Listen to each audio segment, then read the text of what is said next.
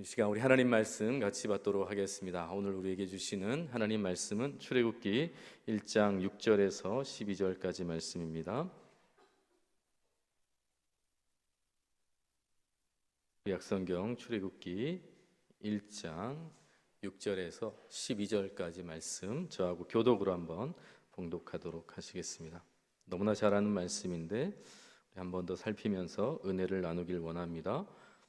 1장 6절부터 제가 읽겠습니다. 요셉과 그의 모든 형제와 그 시대의 사람은 다 죽었고 이스라엘 자손은 생육하고 불어나 번성하고 매우 강하여 온 땅에 가득하게 되었더라. 요셉을 알지 못하는 새 왕이 일어나 애굽을 다스리더니 그가 그 백성에게 이르되 이 백성 이스라엘 자손이 우리보다 많고 강하도다.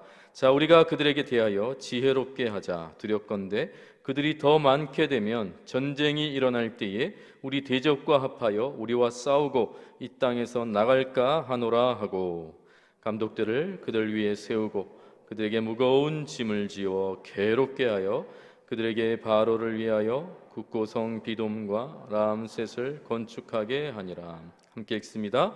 그러나 학대를 받을수록 더욱 번성하여 퍼져나가니 애굽 사람이 이스라엘 자손으로 말미암아 근심하여. 아멘. 아멘.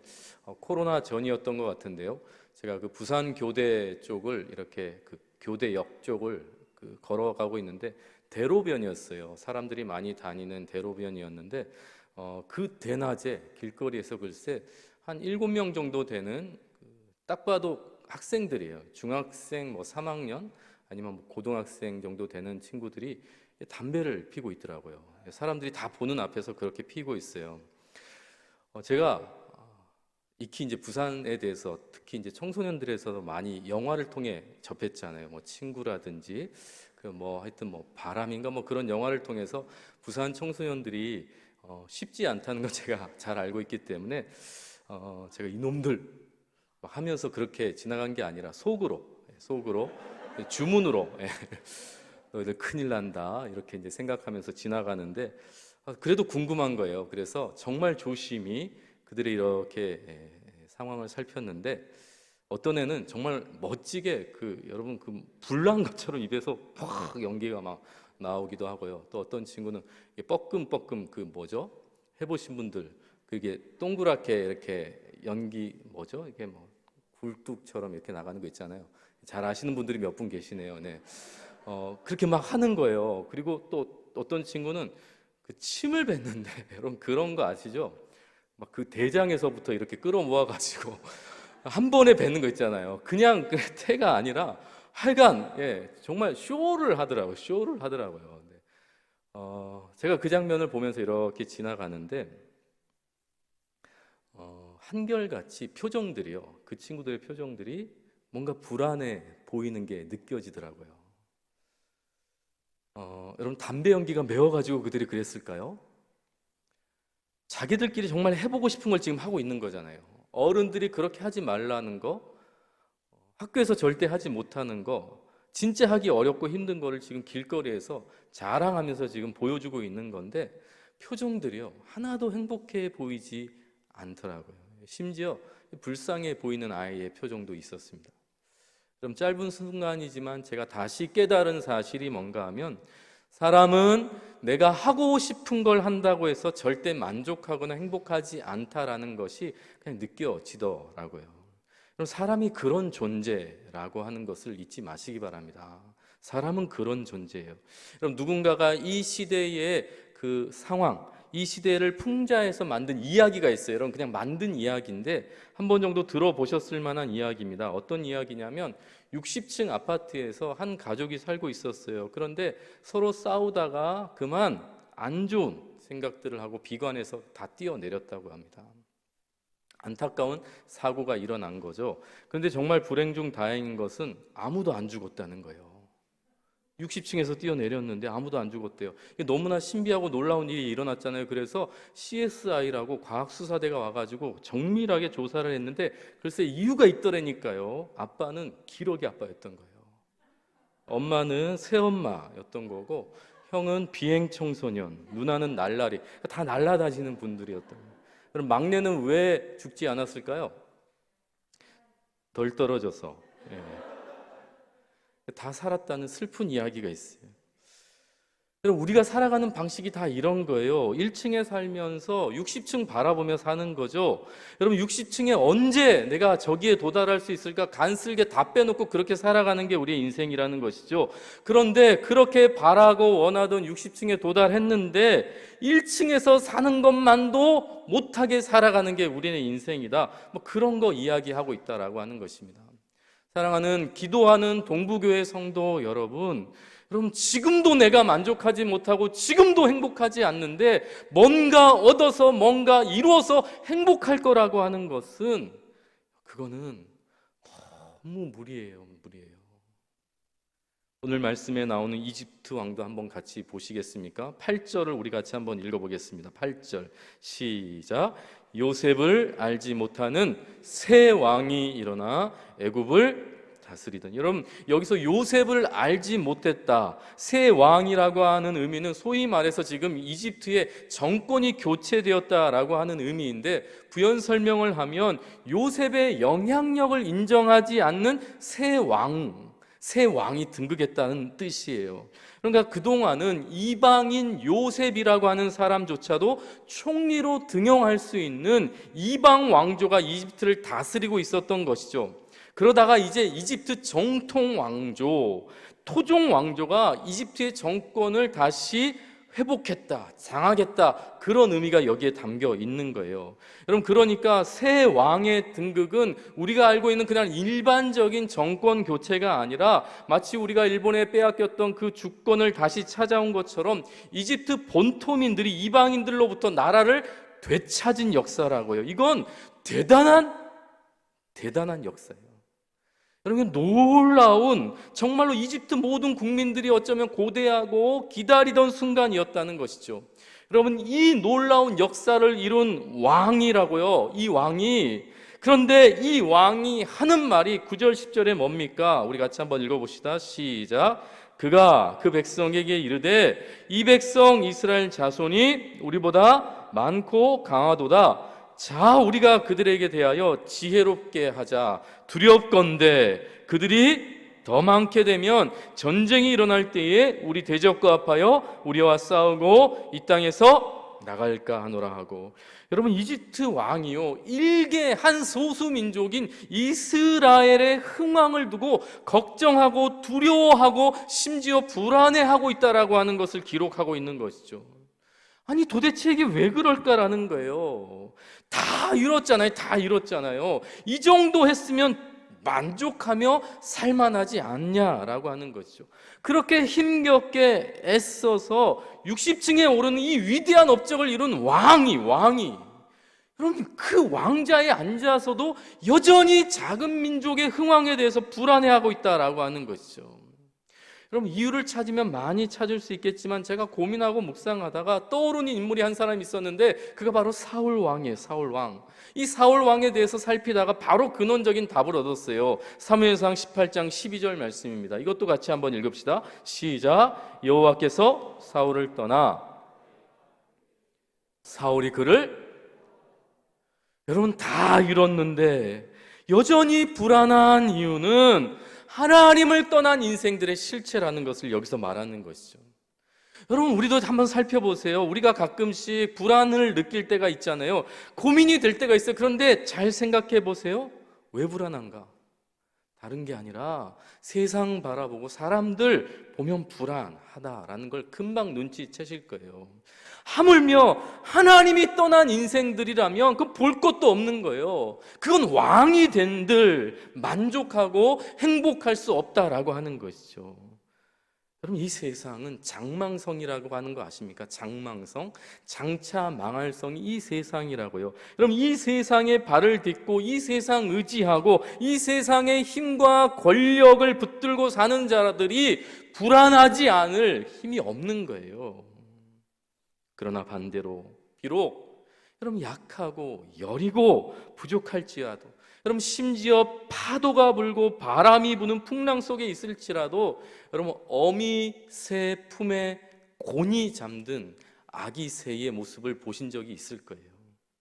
여러분, 세상의 창조 주시고 우리의 인생의 주인 되시며 우리를 지키시고 보호하시고 영원히 책임지시는 하나님께 붙들린 인생은 어떤 상황 속에서도 안정과 평안을 누릴 수 있다라고 하는 것입니다.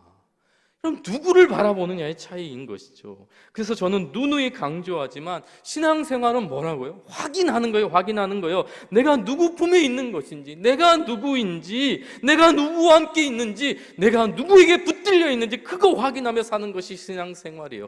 말씀을 통해서 확인하시고 기도하면서 확인하시며 찬양하시면서 확인해요. 끊임없이 확인해야 된다라고 하는 것입니다. 그럴 때 세상이 알 수 없는 평안을 누릴 수 있다라고 하는 것이죠. 그럼 다윗과 사울을 보세요. 둘 다 왕으로 부름받은 자였다라고 하는 것이죠. 그런데 한 사람은 거의 평생을 도망자 인생 살잖아요. 또 한 사람은 추격자 인생을 살았어요. 그런데 사울은 끊임없이 불안하고 두려워하는 모습을 우리 성경을 통해서 다 확인했잖아요. 그런데 다윗 보세요. 그럼 도망자의 인생이 얼마나 불편하고 피곤한 인생이에요. 그런데 그 극한 상황에서 다윗이 시를 짓고 노래를 하더라는 거예요. 여유가 있더라는 것이죠. 그리고 자기를 죽이려는 사울왕, 이 왼수를 죽일 절호의 기회를 맞이했음에도 불구하고 하나님의 기름 부은 자다, 건들지 말라, 살려주는 넉넉함이 어디에 있겠어요? 그건 세상에서 얻을 수 있는 게 아니라는 것입니다. 고난을 당하고 고생을 하고 그 문제가 아니라 하나님께 붙들린 인생과 하나님이 떠난 인생의 차이라고 하는 것입니다. 여러분, 내 인생의 주인이 하나님이라고 하는 것을 확신하고 분명히 내 삶에 새겨진 삶은 다른 거예요. 다른 거예요. 그거 믿고 확신할 때 안정과 평안이 있다라고 하는 것입니다. 그래서 우리 동부교회 특별히 이 밤에 기도하는 성도들이 모였는데, 여러분 기도하면서 이 확신을 누리셨으면 좋겠어요. 비록 이 땅을 우리가 딛고 살아가지만 이 땅에 붙들린 인생이 아니라 하나님 품에 붙들렸다라고 하는 것을 확인하시고, 그래서 불안의 노예가 아니라 1층에 살아도 60층에 살아도 그거와 상관없이 어디에 있든지 안정과 평안을 누리는 하나님의 백성들, 하나님의 자녀들 모두 누리시기를 축복합니다. 그러기 위해서 오늘 이 저녁에, 이 밤에 딱 한 가지만 다시 확인하시고 마음에 새기셨으면 좋겠어요. 오늘 말씀을 통해서 딱 한 가지입니다. 여러분, 제가 자주 세 가지 얘기했는데 오늘은 한 가지로 끝을 맺겠습니다. 한 가지, 뭔가 하나님께서 우리의 인생을 통해서 하나님 당신의 뜻을 이루신다라고 하는 사실을 오늘 다시 한번 새기셨으면 좋겠어요. 우리가 다 아는 진리고 사실입니다. 성경이 그거 우리에게 말해주고 있는데 다시 한번 잊지 않았으면 좋겠어요. 하나님께서 당신의 뜻을 반드시 이루시는데 우리를 통해 당신의 뜻을 이루신다라고 하는 거예요. 다른 말로 하면 하나님의 뜻 안에선 절대 실패가 없다라고 하는 거예요. 하나님 안에 있는 인생은 실패가 없다라고 하는 거예요. 그런 농담이 있어요. 하나님께서 어떤 자매에게 나타나셔서, 졸릴까봐 하는 이야기입니다. 어떤 자매에게 나타나셔서 내가 너를 백수를 누리게 하겠다, 이렇게 약속을 하셨다고 해요. 그냥 웃긴 얘기입니다. 그래서 그 자매가 아멘 했어요. 아멘 하고 이제 100년 동안 이제 자기가 살 거니까 제일 먼저 뭘 했는지 아세요? 100년을 바라보고 성형수술을 제일 먼저 한 거예요. 100년 살려고. 그런데 성형수술을 하고 나서 이제 멋진 인생을 살아보려고 하는 찰나에 하나님께서 그를 부르신 거예요. 천국으로. 이 자매가 대단히 화가 났어요. 그러면서 아니 하나님 100년을 살게 해주시겠다고 하면서 내가 그 큰 돈을 들여가지고 성형까지 했는데 왜 이렇게 나를 빨리 부르셨냐고 막 불평불만했어요. 하나님이 못 알아봤다 이렇게 얘기하셨다는 뭐 그런 얘기가 있어요. 네. 죄송합니다. 하나님 죄송합니다. 이거 다 농담이에요. 농담. 졸릴까봐 이런 얘기를 하는데 그런 하나님 없다고요. 그런 하나님, 우리가 믿는 하나님 아니라고요. 왜 이런 얘기를 만들었을까 생각하니까 옛날에 막 성형바람 불었을 때 그냥 목사님들이 만든 이야기 같아요. 근데 그런 하나님 없어요. 불러놓고 아이고 못 알아봤다, 그런 하나님이 어디 계세요? 여러분, 하나님은 한 번 선택하면 단 한 번도 놓지 않는다. 여러분, 우리가 믿는 신앙의 고백이고 진리라고 하는 것입니다. 여러분, 이 확신 안에 거하는 자가 안정과 평안을 누리는 거예요. 여러분, 오늘 출애굽기 1장 7절에 보시면 이스라엘 자손은 생육하고 불어나 번성하고 매우 강하여 온 땅에 가득하게 되었다라고 하는 말씀이 있어요. 이스라엘 백성들이 애굽에 70명부터 시작한 거 여러분 아시잖아요. 그런데 이 백성이 한 400년 지나면서 200만 명이라고 하기도 하고 300만 명이라고 하기도 하고 500만 명이라고 하는 폭발적인 인구 증가를 이뤄내죠. 여러분, 이게 얼마나 놀라운 사실이냐면 우리나라 조선 왕조가 몇 년이죠? 500년이잖아요. 조선 왕조 500년이라고 하잖아요. 그런데 학자들이 연구한 바에 의하면 조선 왕조가 시작할 때부터 그리고 500년이 지난 후에 인구수가 거의 비슷하대요. 대동소이하대요. 인구수의 변화가 거의 없다라고 하는 거예요. 여러분, 이게 특별한 일이 아니라 그 고대 사회에서는 자연스럽다는 것이죠. 수명도 짧았지만 지금처럼 의학이 발전한 것도 아니고 언제 어디서 일어날지 모르는 전쟁, 어디서 일어날지 모르는 일들이 너무나 많기 때문에 인구가 유지되는 것만으로도 이건 놀라운 일이다, 다행이다, 그런 얘기들을 하더라고요. 그런데 지금 400년 정도 지난 이때에 인구가 수천 배가 아니라 그냥 수만 배가 늘었다는 것은 이건 반드시 하나님께서 이루신 일이라는 것을 믿으시기 바랍니다. 그런데 혹시나 모를까봐 오늘 7절에 아주 익숙한 단어들을 기록하고 있는 거예요. 여러분, 7절을 다시 보시면 세 단어가 눈에 띄죠. 생육, 번성, 온 땅에 가득. 여러분, 이 세 가지 단어는 창세기에서 하나님의 백성들에게 하나님께서 약속하실 때 주신 특별히 약속에 대한 전매특허, 약속을 표현할 때 전매특허로 나오는 표현들이에요. 그럼 창세기 1장 28절에 그냥 띄워주세요. 여러분, 우리가 읽지 않아도 번성, 충만, 땅의 정복, 온 땅 다스리라, 이런 말씀인 거 아시겠죠? 아브라함에게 하신 약속도 마찬가지죠. 창세기 12장에 보면 내가 너로 큰 민족이 이루고 복을 주어 창대하게 하는데 너는 복이 될지라. 큰 민족, 이 역시 마찬가지죠. 창세기 46장 3절. 여러분, 중간에 있는 말씀들을 제가 다 띄어냈어요. 하나님이 이르시되 나는 하나님이라 내 아버지 하나님이니 애굽으로 내려가기를 두려워하지 말라. 내가 거기서 너로 큰 민족 이루게 하겠다. 하나님께서 약속하시는 거예요. 그러면 반드시 이루어지는 것이죠. 그 실체가 출애굽기 1장이라고 하는 것이죠. 하나님께서 약속하신 그 약속 이루신 결과가 지금 출애굽의 300만, 500만의 민족이라는 거예요. 여러분, 이 사실이 왜 우리에게 안정과 힘이 되겠어요? 하나님께서 이루신다. 너무나 당연한 사실 같지만 여러분, 하나님께서 이루시면 하나님께서 책임지시는 거예요. 그러니 안정이 되죠. 하나님께서 이렇게 하셨다면 그 다음은 하나님께서 분명히 책임지신다니까요.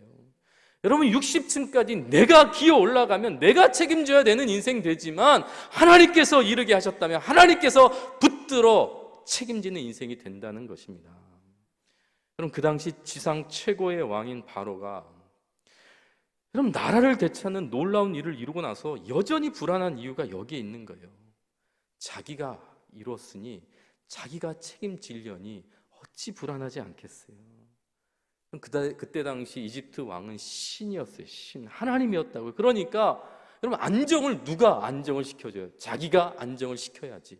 누가 평화를 이루어줘요? 자기가 평화를 이루어줘야 될 거 아니에요. 그런데 자기도 불안한 인간인데 도대체 누구에게 평안을 주고 누구에게 안정을 준단 말이에요.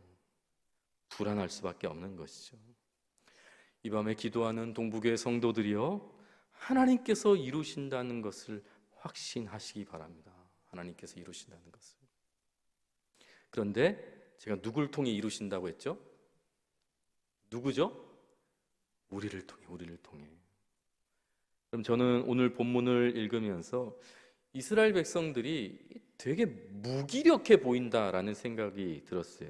11절과 12절에 보면 감독들을 그들을 위해 세우고 그들에게 무거운 짐을 지워 괴롭게 하여 그들에게 바로를 위하여 국고성 비돔과 라암셋을 건축하게 하니라. 12절에 같이 한번 읽읍시다. 시작. 그러나 학대를 받을수록 더욱 번성하여 퍼져나가니 애굽 사람이 이스라엘 자손으로 말미암아 근심했다라고 기록하고 있습니다. 여러분, 숫자도 적지 않은 숫자로 지금 부응했어요. 심지어 애굽의 왕이 자기들을 두려워하고 있다라고 하는 것이죠.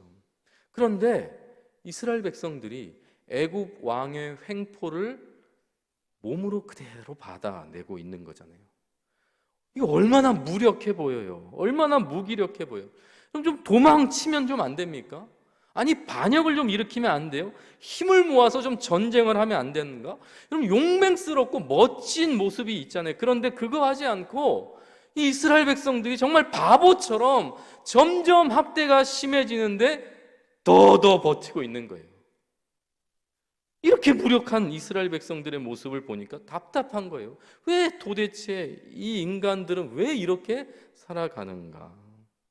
제가 또 궁금한 게 있었어요. 하나님께서 지금 이들을 생육하고 번성하고 땅에 충만케 하셨잖아요. 그러면 이제 그 땅에서 좀 편안히 안정을 누리면서 좀 쉽게 그냥 그렇게 살아가면 안 되는가? 왜 하나님의 백성들의 삶은 왜 이렇게 불편하게 하나님께서 만드시는가? 그럼 번성케 하신 하나님이 그 강하신 팔로 그럼 애굽 좀 정리해 주시면 안 되는가? 그런 생각을 좀 했어요. 그런데 제가 놓치고 있는 사실을 하나 발견했다라는 것이죠. 그건 창세기 50장 24절 말씀입니다. 같이 한번 읽어보겠습니다. 시작. 요셉이 그의 형제들에게 이르되 당신들을 이 땅에서 인도하여 내사 아브람과 이삭과 야곱에게 맹세하신 땅에 이르게 하시리라 하고. 그럼 요셉을 통해서 이스라엘 백성들에게 남긴 유언인데요. 이게 무슨 말입니까? 하나님의 백성인 이스라엘 백성들의 최종 목적지가 어디라고요? 애굽이라고요? 애굽에서 천년 만년 먹고 살라는 게 하나님의 부르심의 목적이었습니까? 하나님의 백성들은 하나님이 약속하신 그 땅까지 가는 거예요. 가는 거예요. 그럼 그래서 당신의 백성들을 그냥 두시지 않고 지금 뭐 하시는 거예요? 여러분, 왜 고난을 허용하실까요? 하나님께서. 여러분, 선하신 하나님께서 허용하시는 건 반드시 이유와 목적이 있다는 것을 잊지 마세요. 훈련이에요, 훈련. 잔느 귀용이라고 하는 프랑스의 여성 신학자는 아니고 여성 기독교 작가인데요. 출애굽기 묵상집이라고 하는 책에 보니까 하나님께서 이스라엘 백성들을 포로 기간을 지나도록 허락하셨다라고 기록하면서 그 이유는 이스라엘 백성들을 불행하게 만들기 위한 게 아니라 그들을 괴로움 속에 두신 하나님의 뜻은 무엇인가? 이렇게 기록해요. 진정한 기쁨은 포로 그 너머에 놓여 있는 땅 아브라함의 땅에서 약속되었기 때문이다 라고 기록을 했더라고요. 여러분, 하나님께서 하나님의 백성들이 잠시 누리는 기쁨, 이 땅에서 누리는 만족, 여러분 거기서 만족하는 백성으로 부른 게 아니라는 것입니다. 하나님께서 하나님의 백성들을 훈련시키는 것은 영원한 환희와 완전한 충만을 누리기까지, 여러분 이 땅의 어느 곳이 아니라 사실은 영원한 하나님의 나라에 이르기까지 우리를 훈련시키고 우리를 변화시키신다는 것을 믿으시기 바랍니다. 여러분, 우리는 그렇게 존귀한 자예요. 여러분, 그래서 우리는 세상과 다른 거죠. 구별된 민족, 구별된 성도라고 하는 것입니다. 그럼 고난이라고 하는 것도 목적이 있어요. 목적이 있어요. 이 땅에서 우리가 힘들게 불행하게 살아가는 것이 아니라 영원한 하나님 나라를 꿈꾸게 하는 거예요. 그래서 로마서 8장 18절에 그 유명한 말씀이 있죠. 생각하건대 현재의 고난은 장차 우리에게 나타날 영광과 비교할 수 없다라는 거예요. 성도의 고난에 영광이 있다는 거예요. 앞으로 누릴 영광이 있다는 거예요. 이스라엘 백성들에게 고난은 비록 그들이 저항하지 않고 묵묵히 받아내는 그 고난은 앞으로 누릴 영광을 예견케 하는 하나님의 뜻이라고 하는 것입니다. 어떤 신앙 선배의 말처럼 현재의 고난은 우리를 깨우는 확성기와 같은 것이죠. 이 땅에 만족하며 이 땅에 안주하며 여기가 좋사오니 그런 민족이 아니라 하나님께서 이 백성을 깨우는 거예요. 너희가 가야 할 땅이 있다. 내가 약속한 그 땅으로 너희를 반드시 이끌어낼 텐데 그 영광을 바라보고 장차 나타날 영광을 기대하면서 이 세상에서 주어지는 고난을 감당해내라는 것입니다. 하나님께서는 우리를 일으켜서 하나님의 뜻을 이루신다는 것을 잊지 마시기 바랍니다. 그래서 오늘 이 밤에 우리가 함께 기도해야 되는 거예요. 여러분, 이스라엘 백성들도 기도합니다. 출애굽기 2장 23절에 보면 하나님께 부르짖는 장면이 나와요. 애굽 왕이 죽었어요. 이스라엘 자손은 고된 노동으로 말미암아 탄식하며 부르짖어요. 그 고된 노동으로 말미암아 부르짖는 소리가 하나님께 상달되었다라고 하는 말씀이 있어요. 여러분, 결국 기도예요. 저항하고 싸우는 것이 아니라, 도망치고 포기하는 것이 아니라 기도하는 거예요. 왜요? 하나님께서 당신의 뜻을 우리를 통해 이루신다는 것을 아는 거죠. 하나님의 백성의 특권은 하나님께서 우리를 통해, 나를 통해 당신의 뜻을 이룰 것을 확신하면서 기대하고 기도하는 것입니다. 오늘도 기도하며 기다리고 인내하셨으면 좋겠어요. 오늘 우리가 기도할 텐데 꼭 잊지 마시기 바랍니다. 장차 나타날 영광이 있다는 거예요. 현재의 고난, 여러분, 성도의 고난은 무의미하지 않아요. 하나님께서 반드시 목적하신 바를 이루는 통로가 된다는 것입니다. 기도하시기 바랍니다. 행복이라고 하는 찬양이 있어요. 마무리할 텐데, 행복이라고 하는 찬양이 있는데 가사에 이런 거 여러분 들어보셨죠? 이것이 행복이라오 세상이 알 수 없는 하나님 선물. 이것이 행복이라오 하나님의 자녀로 살아가는 것. 이것이 행복이라오. 이따가 같이 찬양할 텐데요. 그럼 무엇이 행복이라고 지금 말하고 있어요? 코로나를 극복해서 행복입니까? 그럼 내가 성공해서 합격해서 행복이라고 말합니까? 그럼 하나님의 자녀로 살아가는 것, 그것이 행복이라고 기록하고 있어요. 노래하고 있어요. 얼마나 귀한 가사입니까? 참 아름다운 가사죠. 하나님의 자녀로 살아가는 것, 이것이 행복이라고. 그런데 여러분, 이 가사 중에 이런 부분이 있어요. 세상은 알 수 없는, 뭐라고요? 세상은 알 수 없는 하나님의 선물, 이것이 행복이라는 것입니다. 그럼 하나님의 자녀로 살아가는 것은 행복인데 세상이 알 수 없는 행복이라는 거예요.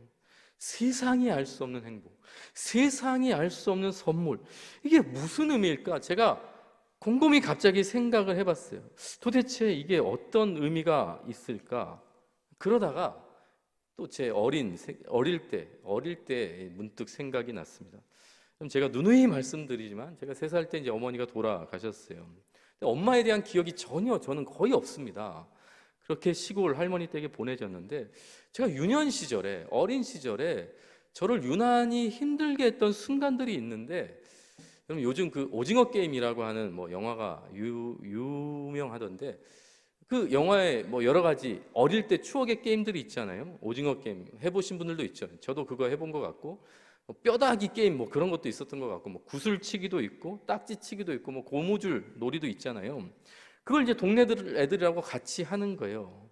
근데 애들이랑 놀다 보면 뭐 국제 심판이 있는 것도 아니고, 뭐 CCTV가 있는 것도 아니고, 비디오 판독도 없으니까 이 사소한 걸로 이게 다툼이 일어나는 순간들이 있어요. 그러면 다툼이 일어나면 서로 이기려고 막 난리를 피죠. 그러다가 안 되면 결정적으로 아이들이 하는 말이 있어요. 그게 뭔지 아세요? 여러분들도 대부분 한 번씩 해봤을 거예요. 뭐라고 합니까? 니 우리 엄마한테 일른디, 우리 아빠한테 다 일러뿐다, 막 이렇게 막 한다고요. 그러면 제가 그때 숨이 탁 막히는 거예요. 왜요? 나도 이럴 거야 라고 해야 되는데 엄마가 없는 거예요. 아빠가 없는 거예요. 우리 할머니한테 이럴 거야. 그거는 너무 질 것 같으니까 안 해요. 그거는. 그러다가 제가 겨우 한마디 방어하는 게 뭐냐면 일러라 1번 놈, 이렇게 끝나고 이제 끝내는 거죠. 세상을 살다 보면 어린 아이에게도 광풍이 불어오더라고요. 너무 두려운 순간이 있었어요. 너무 불안하고 견딜 수 없는 공포가 막 찾아올 때가 있었어요. 여러분, 그럴 때 가장 힘든 게 뭔지 아세요? 그게 어렵고 힘든 게 아니라, 그 자체가 아니라 무섭다고 힘들다고 말할 대상이 없는 게 힘든 거예요. 여러분, 아프다고 힘들다고 치맛자락 막 부여잡고 막 치맛폭에 쌓여서 엉엉 울고 싶은데 그거 할 사람이 없는 게 힘든 거라고요. 여러분, 저는 그 빈자리가 얼마나 초라하고 비참한지 그럼 제가 실제로 경험한 사람이라고요. 여러분, 사람들이 왜 자꾸 극단적인 선택을 할까요? 너무 힘들어서 그렇죠. 그런데 생각해 보세요. 안 힘든 사람이 어디 있어요? 다 힘들다고요. 일로 맞출 사람이 없는 거예요. 내가 이렇게 힘든데, 내가 이렇게 억울한데, 내가 이렇게 아픈데, 내가 이렇게 상처가 났는데, 내가 이렇게 고통스러운데 내 약함을 그냥 받아줄 사람이 없는 게 힘든 거라고요. 그런데 사랑하는 동부교회 하나님의 백성들이요, 우리는 아니잖아요. 우리는 있잖아요. 우리는 있잖아요. 우리는 이룰 수 있잖아요. 하나님 하면서 하나님께 무릎 꿇고 하나님께 통곡하고 부르짖을 수 있잖아요. 하나님께 쏟아놓을 수 있잖아요. 기도할 수 있잖아요. 그래서 하나님의 백성으로, 하나님의 자녀로 살아가는 삶은 세상이 결코 알 수 없는 하나님의 선물이 맞아요. 하나님의 백성인 건 세상이 알 수 없는 하나님의 축복이에요. 세상은 결코 누릴 수 없어요. 고난 속에 있으십니까? 혹시 힘드신 분들 계세요?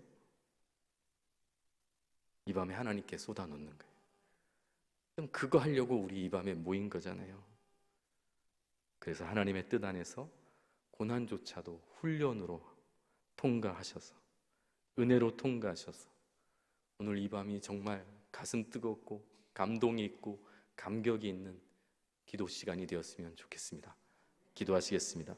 이루시는 하나님 아버지, 주님의 뜻하심이 우리를 통해 이루어지게 하심을 감사합니다.